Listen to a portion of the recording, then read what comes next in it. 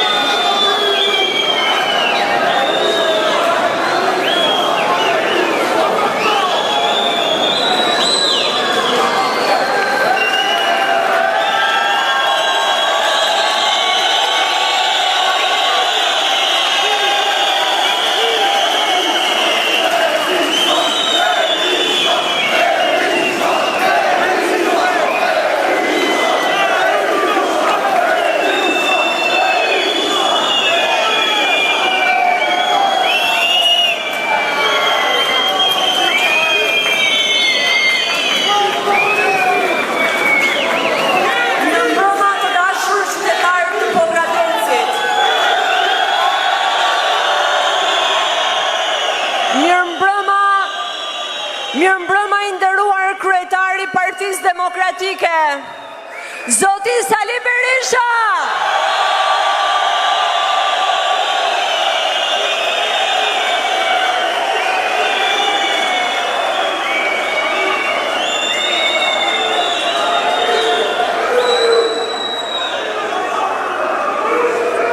Në këtë qytet të bukur, ku qielli pasqyron liçenin dhe liçeni shpirtin e njerëzve, jemi mbledhur për të hedhur një hap të ri. Kjo nuk është thjesht një garë, është një thirrje për të ngritur kokën lart dhe për t'i dhënë Pogradecit atë që i takon, për ta bërë Pogradecin madhështor.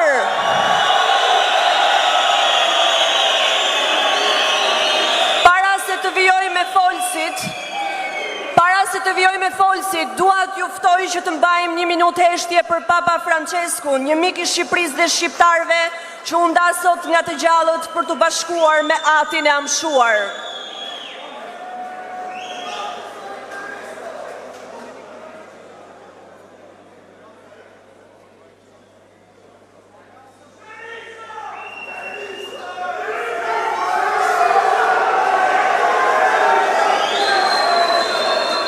Faleminderit.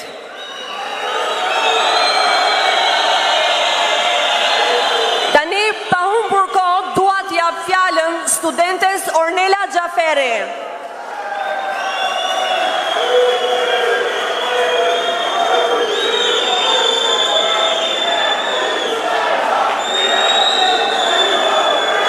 Përshëndetje të gjithëve.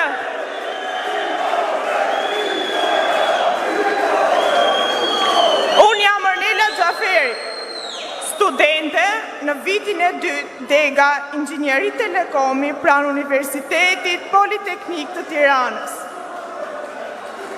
Kam kënaqësinë të jem përpara jush për të renditur disa nga problematikat me të cilat lidhet arsimi i lartë.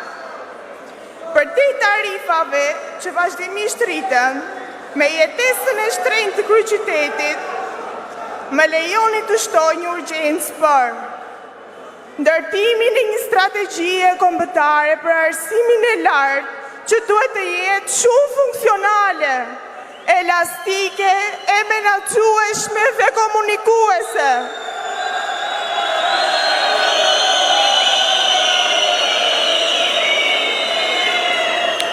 Për ndërtimin e saj, duhet të përfshihen të gjitha grupet e interesit e elita universitare. Rritja e progreseve të pavarësisë universitare. Kjo rritje do të çojë në furnizimin e universiteteve dhe në një konkurrencë pozitive midis tyre.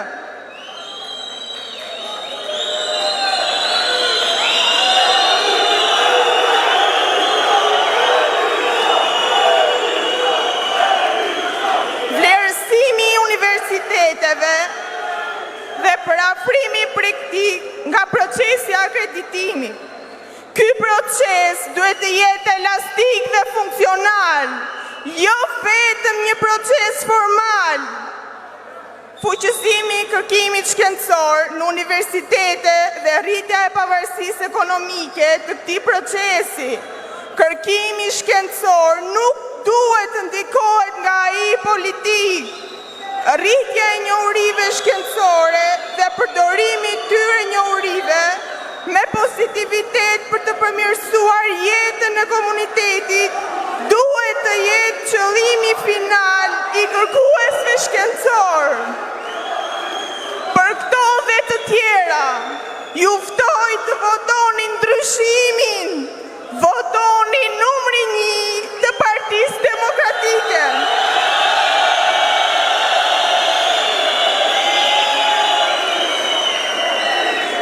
Ju ftoj të votoni kandidatin ton, zotin Genti Çela. Faleminderit.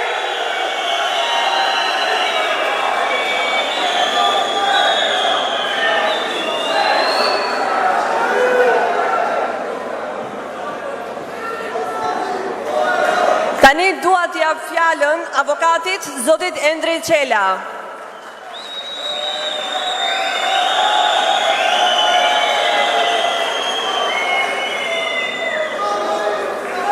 Demokrat dhe demokrate të gjithë Pogradecit, Starovës, Udënishtit, Dardhasit, Shërabës dhe gjithë zonës së Mokrës. Demokrat të qarkut të Korçës, i nderuar profesor doktor Sali Berisha.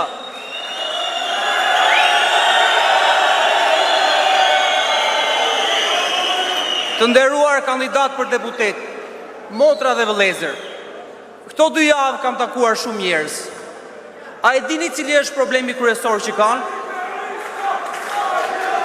Vetmia, fakti që nuk kanë familjarët e tyre, fakti që nuk kanë të dashurit e tyre, të gjithë kanë ikur jashtë Shqipërisë. sa nga ju apo të afërmit tuaj duan të largohen nga Pogradeci. Sa janë larguar tashmë? Shumë. Sepse Pogradeci është shndruar në një qytet të vetmuar. Sa shtëpi janë bosh, sa të tjera janë vetëm e të moshuar. Pogradeci është shndruar në një qytet pa të rinj, pa fëmijë në shkolla, pa gjykat, pa doktor në spital, me shtëpi bosh. Është kthyer në një qytet të moshës së tretë. Njerëzit po ikin sepse ndjehen të pashpresë. Çmimet e apartamenteve janë të ngjashme me ato të Tiranës, ndërkohë që rrogat janë shumë të ulta. Unë kam zgjedhur të jetoj dhe të punoj në Pogradec. Sepse Pogradeci është një qytet i bekuar. Ta pranojmë këtë bekim. Ti kthejmë Pogradecit të rinj. Ti kthejmë fëmijët në shkolla. Ti kthejmë shtëpit me gjallëri. Ti kthejmë gjykatën. Ti kthejmë shërbimet. Ti kthejmë Pogradecit jetën. Fitore!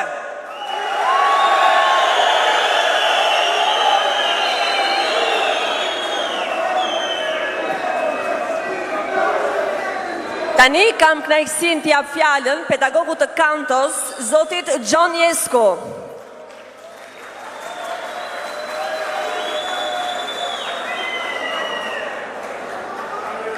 Të dashur kandidat, i nderuar drejtues i qarkut Korçës, zoti Ivi Kaso, shumë i nderuar profesor doktor Sali Berisha, ligjeri, legjendari Partisë Demokratike, mirë se erdhët në Pogradec, mirë se erdhët në qytetin e lirikës. Pogradeci është qyteti që më lindi, më rriti, e përktheli i pari ëndrat e mia. Isha fëmia më i talentuar në Pallatin e Kulturës në Pogradec. Fatin përktheli, isha mësuar gjithmonë të fitoja. Isha mësuar gjithmonë të fitoja, por rrugtimi im teksa unë rritesha bëhej ende më i vështirë. Dhe kjo ishte vetëm për fajin e rilindjes socialiste, vetëm për fajin e qeverisjes të keqet e Edi Ramës. Vështirësitë e mia kulmuan në vitin kur unë u diplomova. Asnjë institucion nuk e hapi derën për mua. Teatri i Operës nuk e hapi derën. Ato dyer mu përplasën në fytyrë. Asnjë institucion kulture nuk e hapi derën për mua. Ndërkohë që bota më duartrokiste, ajo më bëri pjesë të platformave gjigande ku unë sot shërbej si mentor vokali. Një universitet i cili nuk donte t'ja dinte as ngjyrën time politike, e nga vija më bëri pjesë të stafit të tij akademik. E sot jam i lumtur, sepse dinjitetin tim nuk e shita lirin time as me një vend pune, nuk u bra patronazhist, e aq më pak të pajtohesha me të keqen e patronazhistëve të rilindjes socialiste. Sot jam krenar e ballart këtu përpara jush, sepse sot me plot gojen mund të them se jam demokrat, jam krenar e do të votoj ndryshimin. Të dashur bashkëqytetar, rilindja socialiste filloi shumë më herët të vriste shpresat e mia, shpresat e të rinjve, që kur unë isha i vogël. Kur ajo uzurpoi në komunën e Shëravës, e nxori babain tim të papun, aty i ku shpresa për arsim, i ku buka e familjes time, sepse ata e dënuan babain tim politikisht. Por ai nuk u përkul, nuk ju ul në gjunjë rilindjes socialiste. Ai sot është një baba si të gjithë ju, bën punën më të vështirë që mund të bëjë një burr shqiptar. Ai është minator, duart e tij janë të enjtura, e paqja për duart e tij gjendet vetëm kur ulet këtu në rrjeshtin e parë të më duartrokas mua në interpretimet e mia.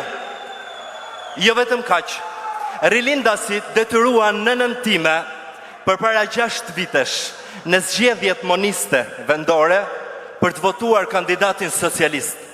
Nëse ajo nuk do të dilte, u kërcënua se do t'i ndërprisnin asistencën e invaliditetit. Nëna ime u detyrua të dilte. Ajo doli sepse zullumqtarët do ta numëronin kur të votonte. Por ajo është nëna ime, ajo është nën shqiptare, ajo është nën si të gjitha ju, dhe ajo i hoqi një kryq të madh fletës të votimit. Ndaj sot, ajo ju bën thirrje gjithë ju, gjithë nënave progradesare, gjithë nënave shqiptare. Votoni numrin 1, votoni për dinjitetin e fëmijëve tuaj, për dinjitetin tuaj, për dinjitetin e familjes shqiptare. Të dashur të rinj, kam nderin që sot përpara jush, sot nga qyteti im i lindjes dhe kudo, të shpallim trendin më të ri, më të fuqishëm, më të bukur. Dhe ky trend në datë 11 maj ka emrin 1. Votoni numrin 1, sepse njëshi është numri i Zotit, ai është vetëm 1. Sepse njëshi është numri i postulatit hynor, një komb, një qëndrim. E sot, o kombi im, është radha jote të kesh vetëm një qëndrim, të votosh numrin 1, të votosh Partinë Demokratike, të hakmerreni në fletët e votimit, të votojmë numrin 1, të shporim Ramën. Faleminderit.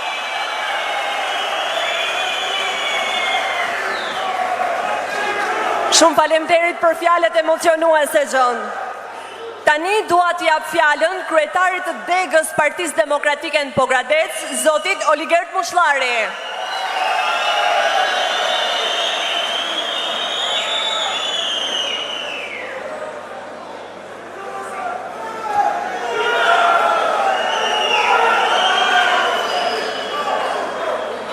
I dashur lideri i Partisë Demokratike, profesor Dr. Sali Berisha. I dashur drejtuesi politik i qarkut ton, zoti Ivi Kaso. Të dashur kandidate dhe kandidat të qarkut ton, mirë se keni ardhur në takimin ton të mrekullueshëm. Të dashur demokrat dhe demokrate, të dashur bashkëqytetar dhe të gjithë qarkut Korç. Pyetja më e shpeshtë që na është bërë gjatë gjithë kësaj fushate nga të gjithë qytetarët në të gjithë qarkun Korç, por veçanërisht në Pogradec, është kjo: pse duhet ju votojmë ju? Përgjigjja është shumë e thjeshtë, sepse Partia Demokratike e ka vërtetuar gjatë qeverisjes së saj se Shqipëria ka patur një rritje reale ekonomike dhe ka patur fokus të saj qytetarin. Të gjithë i mbajmë mend vitet e qeverisjes së Partisë Demokratike 2005-2013, e sidomos vitet e arta 2005-2009. Vite në të cilat Shqipëria qeli shpresën dhe besimin se po, në Shqipëri ja vlen të jetohet dhe të ndërtohet e ardhmja. Shembulli i qartë për këtë ishte kthimi i emigrantëve në AD dhe investimi të ardhurave dhe eksperiencës së tyre në shtetin tonë. Shembulli më i pastër i kësaj, shembulli më i gjallë është vëllezërit Agjërim Bardhi dhe Vasil Bardhi, dy nga bashkëqytetarët tonë për të cilët ata janë një shembull i gjallë për atë se çfarë ndodhi në Shqipërinë e atyre viteve. Ata vendosën që kursimet e jetës së tyre pas vitesh të gjata në emigracion të investonin në vendin e tyre duke ngritur një biznes të suksesshëm, jo vetëm për ata vetë, por edhe për zonën përreth, duke krijuar vende pune dhe gjeneruar të ardhura bashkëqytetarët e tyre. Dhe sigurisht që kjo e gjitha nuk ishte rastësi, por ishte si rezultat i shpresës, besimit dhe energjisë që krijua nga mirëqeverisja, duke krijuar bindje ndërqytetar se po, në Shqipëri duhet të investojmë dhe të zhvillojmë të ardhmen tonë dhe të familjeve tona. Fatkeqësisht kjo periudhë zgjati përkohësisht, dhe ashtu si shumë bashkëqytetarë të tjerë, edhe Agjërim Bardhi në vitet e para të rilindjes u detyruan të mbyllin biznesin me dhimbje të madhe dhe të zgjidhin përsëri emigracionin, tashmë jo Greqinë, por Gjermaninë. Rilindja mbylli biznese dhe varfëroi shqiptar, sepse në qeverisjen e tyre biznesi nuk mund të zhvillonin me njerëzit e lirë të kësaj toke, por u vunën patronazh të rilindjes dhe të tarafit të saj. Tashmë biznes do të bënin pushtetarët dhe jo qytetarët. Tashmë lekët nuk do të ishin më në xhepat e qytetarëve, por do të ishin në xhepat e pushtetarëve. Ndaj, në 11 maj është obligimi ynë moral që të shpëtojmë Shqipërinë, dhe të mos lejojmë akoma rilindjen të përdor adheun ton si vend për eksperimente që po çojnë në degradimin e shoqërisë tonë. Unë jam baba i 3 fëmijëve dhe larg qoftë, luaj na Zot, që fëmijët e mi të më thrasin mua ose bashkëshortes time prindi 1 ose prindi 2. Familja është qeliza bazë nga ku lind gjithçka e bukur dhe ku ndërtohet një shoqëri. Dhe përsa kohë që Qeliza Baz merr goditje nga rilindja dhe kryer rilinda si dështak, kjo është një këmban alarmi për të gjithë. Dhe pa diskutim që duhet angazhimi jon maksimal për të shpëtuar të ardhmen tonë. Në 11 maj nuk është vetëm një ditë normale e zgjedhjesh, ashtu si kundër do duhet të ishte në fakt. Në 11 maj qytetarët e Shqipërisë do duhet të zgjedhin midis dy modeleve, modelin e degradimit dhe të shpopullimit të Shqipërisë dhe modelin tonë, modelin e doktor Berishës, modelin e Partisë Demokratike dhe të Aleancës për Shqipërinë Madhështore, modelin e shpresës, modelin e besimit dhe modelin e mirëqeverisjes. 11 maj votojmë për të ardhmen tonë, votojmë për të ardhmen e familjes tonë. Fitore, fitore, fitore.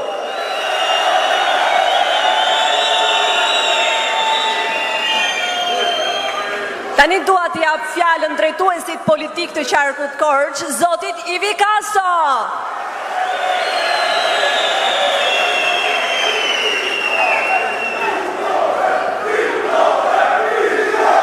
Fitore! Të nderuar qytetarët Pogradecit dhe gjithë zonës së liçenit bukur të Ohrit, të nderuar demokrate dhe demokratë që jeni kaq masivisht sot në këtë sallë, të nderuar kandidat të Aleancës për Shqipërinë Madhështore, i nderuar lider i Partisë Demokratike dhe i opozitës, kryeministri i ardhshëm, profesor doktor Sali Berisha. Mirë se ju gjejmë sot të gjithëve në Pogradecin Madhështor. Së bashku kemi kaluar një rrugtim të gjatë, një përpjekje 34 vjeçare për ta bërë Shqipërinë si gjithë Europa. Një vend demokratik, pluralist, të begat, ku njerëzit të jetojnë me dinjitet, me mundësi dhe me shpresë për të ardhmen. Po për 12 vite me radhë, Edi Rama i ka zhytur shqiptarët në një rrugë të errët pa dalje, dhe Europa është bërë një iluzion gjithmonë e më i largët.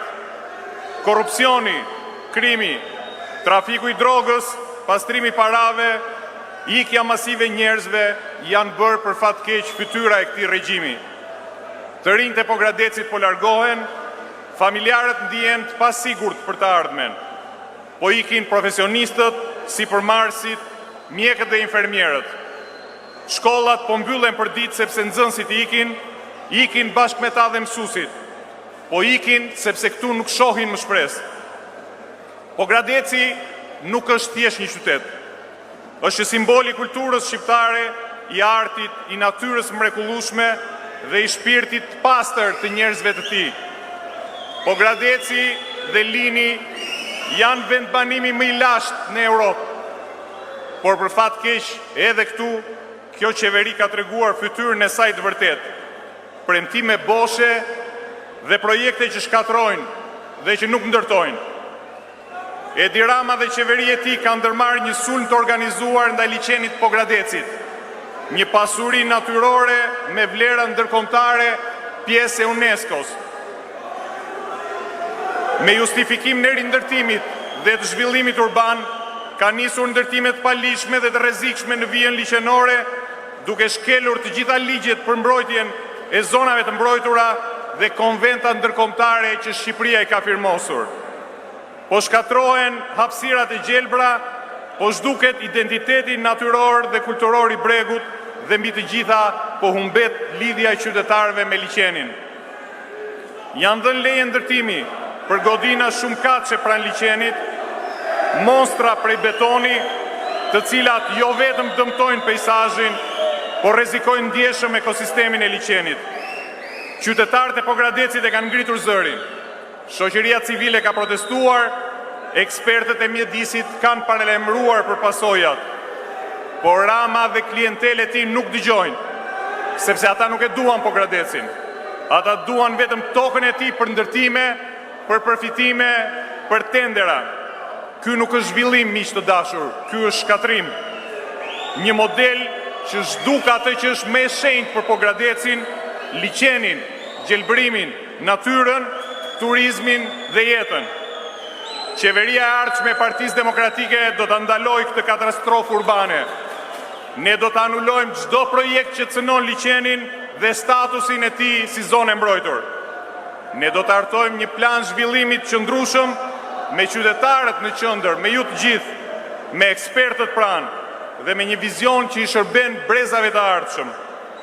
Ne do ta kthejmë Pogradecin në një shembull evropian të bashkëjetesës së njerëzit me natyrën, të turizmit të gjelbër, të artit, kulturës dhe identitetit kombëtar. Motra dhe vëllezër, ne të gjithë së bashku e kemi bërë një herë ndryshimin. Nga 2005 në 2013 ne treguam se Shqipëria mund të ecë përpara.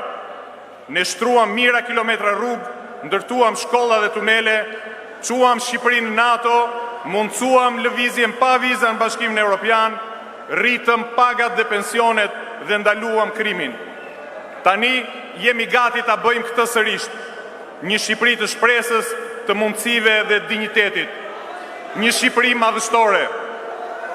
Programi ynë vën në qendër qytetarin dhe familjen. Së bashku ne do të rrisim pagat, do të investojmë në arsim, në shëndetësi, në bujqësi, në turizëm. Fermeri dhe qytetari thjesht do të jenë prioriteti jonë. Ne kemi një skuadër kandidatësh të ndershëm, të përkushtuar dhe profesionistë që i njohin shqetësimet tuaja dhe janë gati të veprojnë që nesër. Ne kemi një program që respekton dinjitetin e çdo qytetari dhe jep fund harresës që sjell dhe sjell zhvillim të qëndrueshëm për të gjithë. Në 11 maj të gjithë së bashku le ta mbrojmë Pogradecin me votë. Ne votojmë numrin 1 që t'i kthejmë dinjitetin këtij qyteti të bukur dhe shpresën çdo familje që jeton në të. Së bashku ne votojmë numrin 1 që ta bëjmë Shqipërinë madhështore, duke nisur nga bregu i liçenit, nga zemra e kulturës, nga Pogradeci. Të gjithë së bashku në 11 maj votojmë numrin 1. Fitore, fitore, fitore!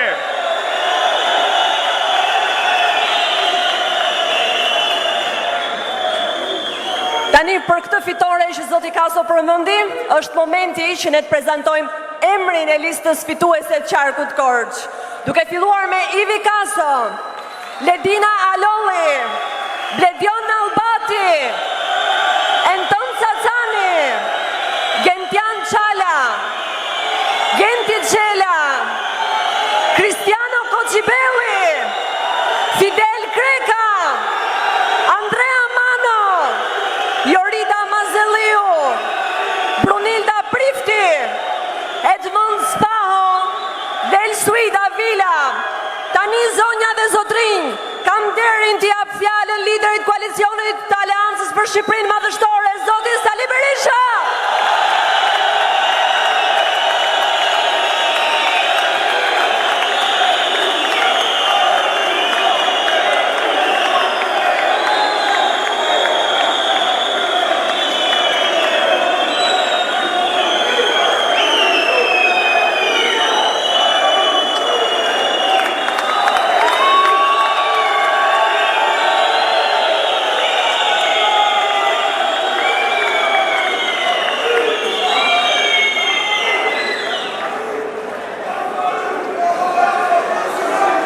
Të dashur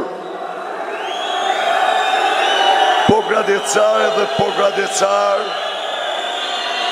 zonje zotri të pranishëm në këtë takim madhështor,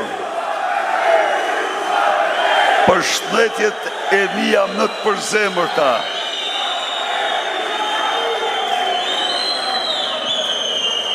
Mirënjohjen time të pakufishme dhe nderimin më të madh për ju, qytetarët dhe qytetarët e mrekullueshëm të këtij qyteti, të Pogradecit madhështor. Një përshëndetje të përzemërt për të gjithë Pogradecarët dhe Pogradecarët, të gjithë banorët e qarkut të Korçës, kudo që janë sot, në Pogradec, në këtë qark, në Shqipëri, në emigracion, diaspor. Të dashur miq, udhëtimi drejt Pogradecit është udhëtimi drejt madhështisë, Zoti dhe natyra e ka bërë këtë qytet me bukurit më mahnitse, në gjolin e pa përsëritshëm në rajon, në liqenin nga më të bukurit në Europë dhe në botë. Pogradeci është djepi i lirikës më të bukur shqiptare, është djepi i tregimit më të bukur shqiptar, është qyteti i Lasgushit dhe Kutelit, qyteti i piktorëve, artistëve, skulptorëve talentuar, por mbi të gjitha Pogradeci është qyteti i burrave dhe grave, punëtor, bujar, të qytetruar, mikpritës. Pra, Pogradeci është frymëzim për të gjitha ata që jetojnë, për të gjitha ata që e njohin. Por sot, përsëri,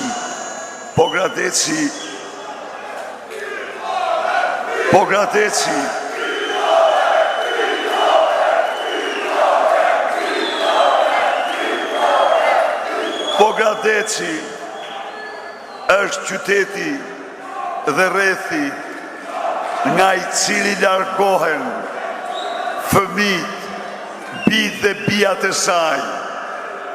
Pogradeci është qyteti në të cilin burrat dhe gratë e moshur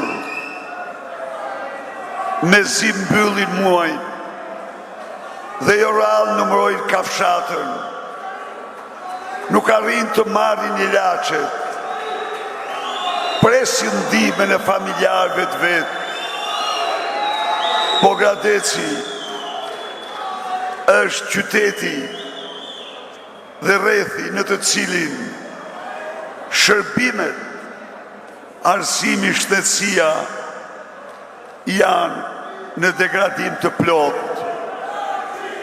Pogradeci është qyteti në të cilin një lloj si në gjithë Shqipëri, çmimet u rritën në mënyrë të pamshirë, kurse rrogat nuk i ndoqen dhe pensionet nuk i ndoqen ato.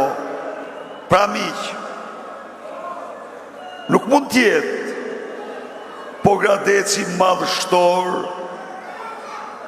si Pogradeci që braktiset, si Pogradeci njerëzve që vuajnë nga varfëria dhe skamja, i fëmijëve që nuk ushqehen, i të smurve që nuk mjekohen.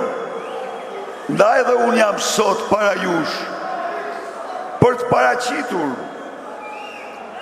para çdo qytetari të këtij qyteti, çdo banori të këtij rrethi, projektin ton me të cilin ne rikthejmë madhështinë qytetarëve të këtij qyteti, projektin me të cilin ne zhdukim brenda 100 ditëve varfërinë ekstreme dhe mjerimin nga Pogradeci.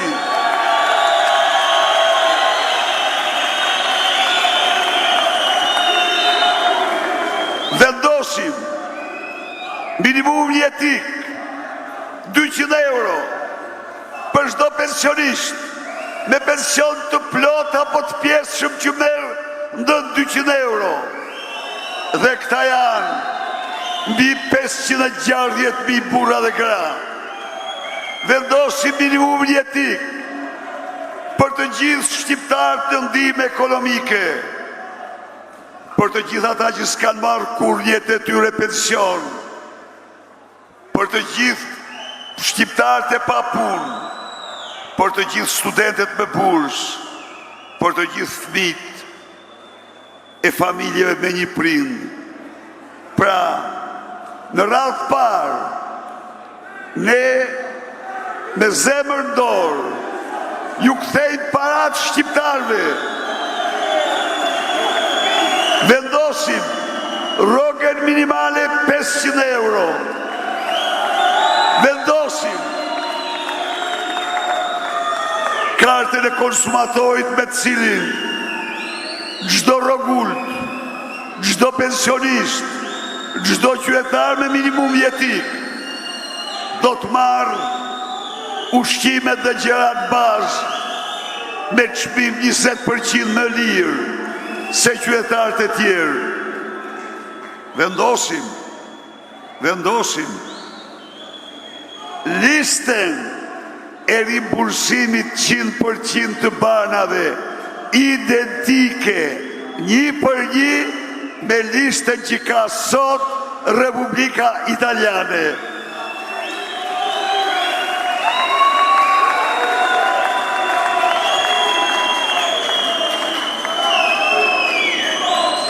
Vendosim 100 ditë të para që në Shqipëri s'do mund të shitet kur litra e naftës më shumë se plus minus 10% e çmimit të saj në Maqedoni apo në Kosovë. Pra një naftë 40% më lirë.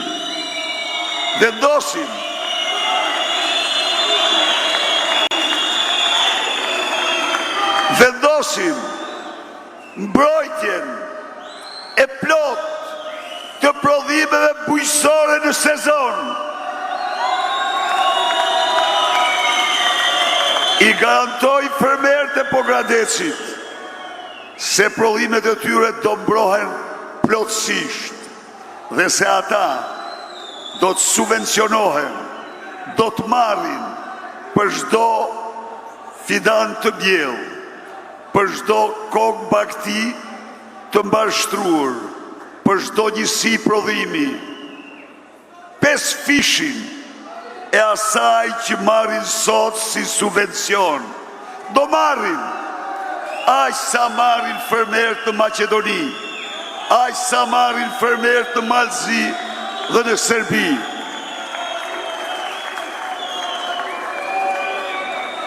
Do kenë linja kreditit but, do kenë mbulim të plot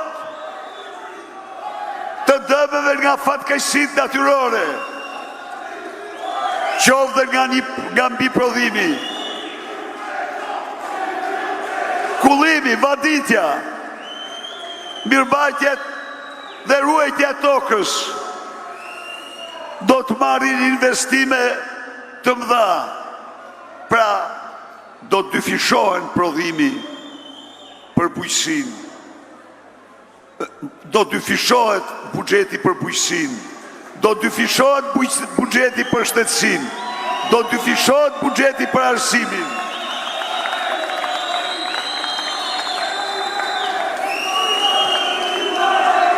Miq, secili nga ju që dëgjon sot se do të dyfishojnë buxhetin për arsimin, për bujqësinë, për shtetësinë, se do vendosim minimumin jetik, se do vendosim rrogën minimale 500 euro, me të drejtë pyet, nga dalin, ku i marrim këto para?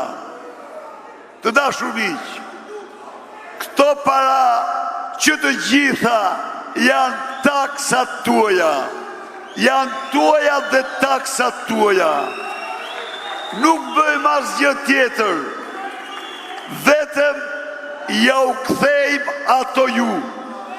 Pra, programi ynë bazohet në rikthimin e parave tek qytetarët shqiptar.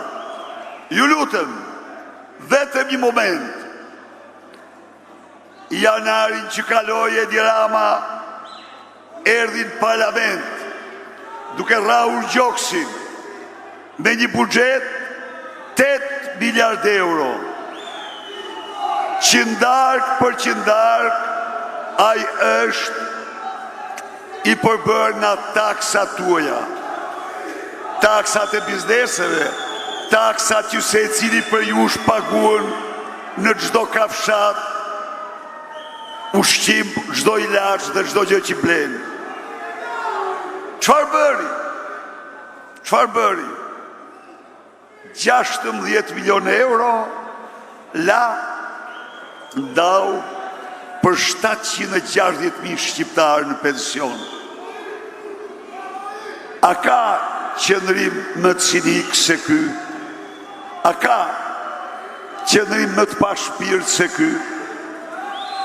Dhe kur i tham ne të vendosim minimum jetik, kjo tha do të thot në gremin, qytetar të mençur, qytetar të mençur, do më falni, ju lutem, detyrimi për t'i kthye qytetarëve parat është detyrim kushtetues, ligjor dhe moral. Në vitin 2013,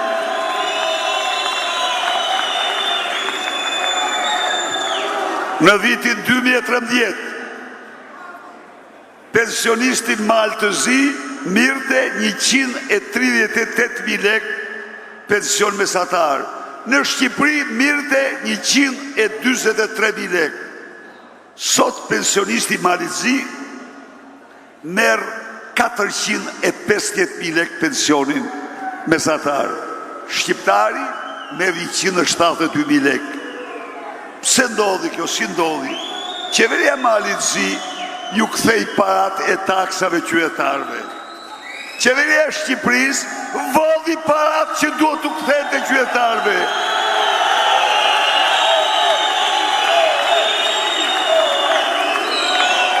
Në vitin 2013, rroga minimale në Shqipëri, sipas statistikave zyrtare, ishte 220.000 lek apo 220 euro.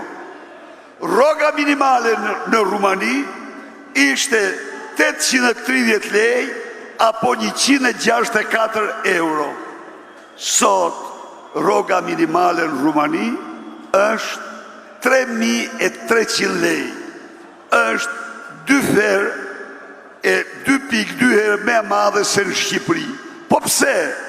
Sepse qeveria Rumanisë u kthen parat qytetarëve, kurse qeveria e Shqipërisë vjedh parat e qytetarëve.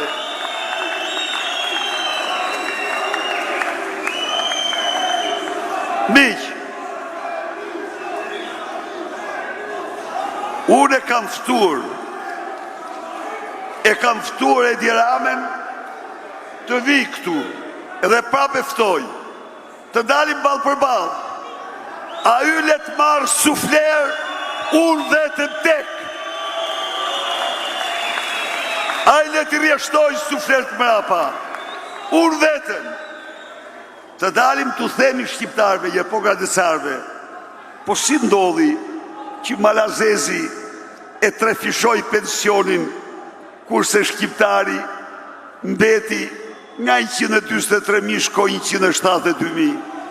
Po jo është dhe më keq, është shumë e keq akoma, pristi, se çmimet në Shqipëri u rritën 250%. Çfarë do thot kjo? Kjo do thot që pensionisti në Pogradec, në Tiranë, për të blerë aq sa blinte në vitin 2013 me 143.000 lek, duhet të shpenzoj sot 390.000 lek. Urdhro, zoti Rama, urdhro, hajde këtu, me statistikat institutit tënë, të faktojmë se kuj qove parat e shqiptarve. Por, nuk del do, nuk jam ban, sepse ka vjedh dhe vetëm ka vjedh. Miq, nuk mund vi dot para jush, sepse janë 130 milion euro të djegësit Tiranës të zhdukura pa nam pa nishan. Nuk mund vi dot para jush, se janë 120 milion euro që i merë Beketi, vetëm se burreci 2 metra nuk duron të do të kritikat e televizionit ti, dhe tani i paguim ne. Nuk vjen do të para jush, se janë 225.000 metër katror tokë në bushtetin e Gjipes, që i ka marrë pas një dokument kadastral, pas një dokument konfiskimi, dhe i ka përvetësuar për vete dhe familje ti. Nuk del dot, se sikur ti ishte shejk, na shkon dhe ullet me bileta 30.000 euro në ndeshje futbolli, hap shishe vere 330.000 euro. A e dini o miq, se vetëm djegësi Tiranës kushton 812.000 pensione. Ja pra pse ai nuk del dot, nuk jam ban. Dhe jo vetëm kaq, i ndalon përfaqësuesit e tij të dalin të ballafaqohen me përfaqësuesit tanë të shkëlqyer që janë krenaria e qarkut Korç, krenaria e Shqipërisë.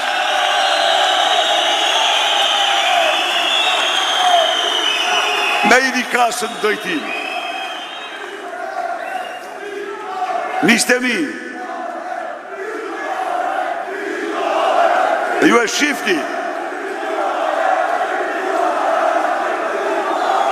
shifni se çfarë fushat e bën. Ju keni një kryeministër që kalon nga takimin takim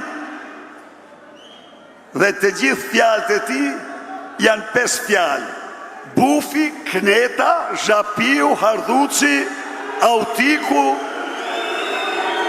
budallaj e tjerë. Me gjithë këte a i përpiqet të banalizoj fushatën elektorale. Porosit lakejt e ti që debatin ta përqendrojnë tek mosha e Sali Berishës. Tani miq, ju lutem do të më dëgjoni. Kur i tha një Ronald Reaganit për moshën, Reagani tha se unë nuk duhet ta përdor moshën time si privilegj ndaj kundërshtarit. Unë s'po e them këte, por prap i them, me qenë se i nxit për moshën, hajde këtu të provohemi në të gjithë fushat të shofin Korçar dhe Pogradecar se çfarë dihesh ke dhe cila është memoria jote që shkruan në dorë për gjërat që si ban vend. Hajde këtu. Por, miqtë e mi, unë duhet theksoj sot se politikanët gjykohen për atë që bëjnë dhe jo për moshën. Në botë, në Shqipëri, ka patur politikanë të mirë dhe politikanë të këqij, të gjitha moshave. Ka patur politikanë që kanë ndryshuar kombet, madje kanë ndryshuar dhe botën. Sot në botë ka 80 vjeçar që janë politikanë të mirë dhe u shërbejnë qytetarëve të vetë, po ka dhe 30 vjeçar që janë diktatorë dhe vrasës.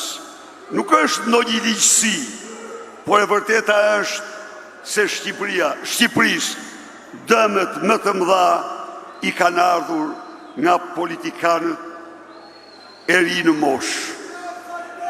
Ata që erdhen pas lufte, ishi 20-30 vjeçar, ata u treguan xhelat dhe bandit ndaj shqiptarve.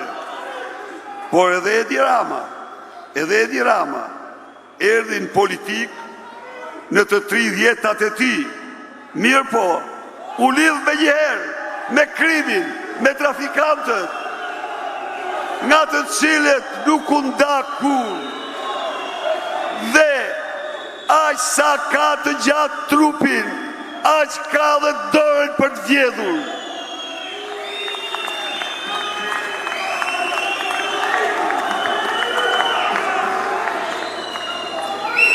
Le të marrim drejtorët e bashkisë, të 5 dësh, djemë të ri ata, që vildin 100 milion taksat qytetarëve të Tiranës dhe së bashku me qeveritar ndërtonin hotelet më të kushtueshme të Shqipërisë. Pra, miq, nuk është i rëndësishëm mosha, është i rëndësishëm karakteri, nderi dhe digniteti i personit.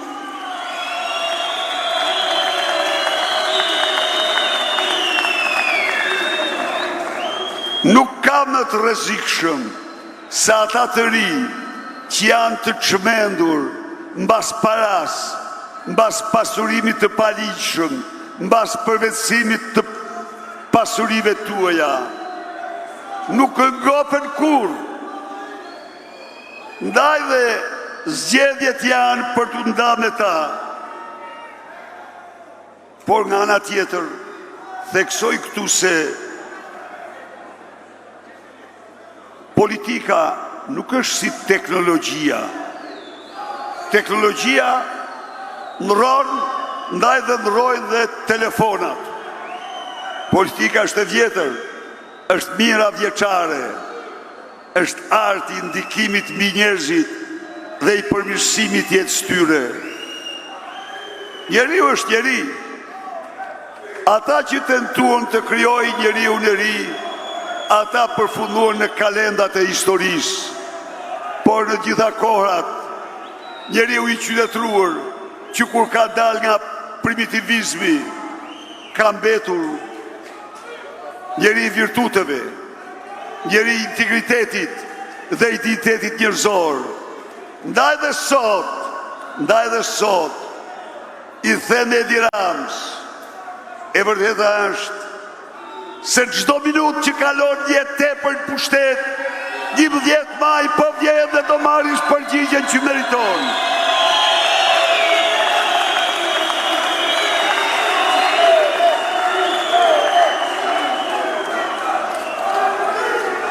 Unë e kuptoj që ai do të vjedh prapë. Unë e kuptoj që ai nuk ngopet. Por shqiptar do i thonë në 11 maj, mjaft, është radha jon, është radha jon, ndryshim, është radha jon, fitore, rrof Pogradeci, rrof Shqipëria.